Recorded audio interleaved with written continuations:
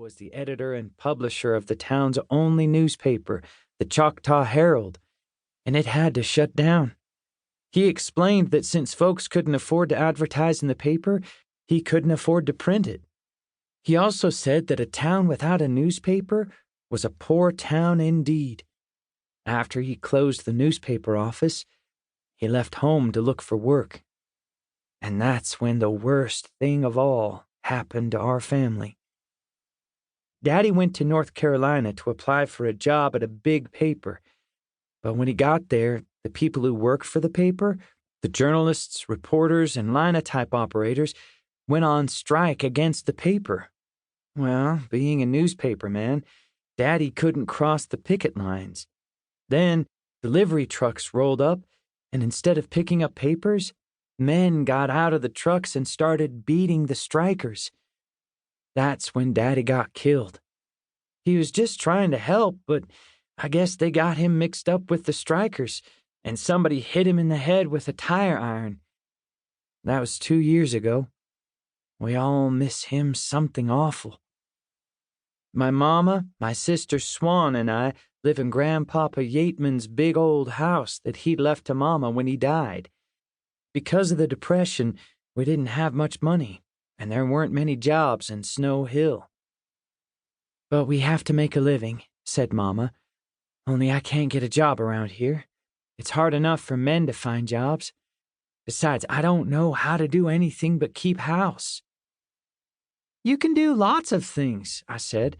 You're a good reader and a pretty good cook, and you grow stuff, too. Nothing I could get paid for, she said, but thank you anyway. We'll think of something. She started walking through the house like she was looking for something. I followed her upstairs. She went into each of the 5 bedrooms and even into the trunk room that belongs to my little sister. Then we went through all the rooms downstairs. And when she finished the tour, Mama stood there looking up at the picture of Grandpapa Yateman in his black judge's robe hanging over the mantel. Your grandpapa left me this house to do with as I please, she told me, and he'd have wanted us to survive these hard times. In fact, he'd have expected us to survive. So she decided to open a boarding house for nice people. Some people in town didn't think she should, since she was the judge's daughter and it didn't look proper. They acted like it was their house instead of ours. But Mama paid them no mind. She just went about her business. And that's when Lily came to work for us and started to run our lives. Lily took the pot of peas off the stove and, putting her hands on her hips, gave me her hawk look. Brother Sayre, she said, stop daydreaming and get about your business. A railroad calendar hung on the inside of the pantry door. On it was a picture of the 20th Century Limited, the most beautiful steam engine in the world, rounding a curve of track like she's riding to glory. Mr. Edwards, who's one of our boarders and a railroad engineer, had given it to me. Homemade jellies, preserves, fruits, and vegetables lined the shelves from top to bottom. We grew most of what we ate. Every season, Mama and Lily put up peaches, tomatoes, applesauce, beans, watermelon pickles, and just about anything else that grew in the garden. I took down 2 jars of golden scuppernong jelly and patted the calendar on my way out.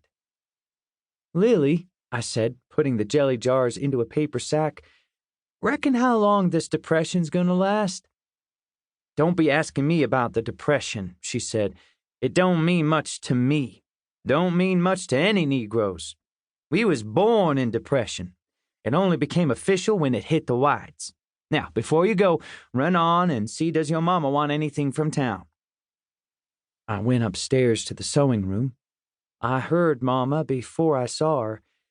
She was singing about trains, keeping time with her foot on the treadle of the sewing machine. This train is bound for glory.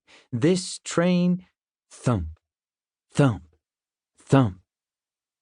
Mama was mending sheets. She'd split them down the middle where they were worn.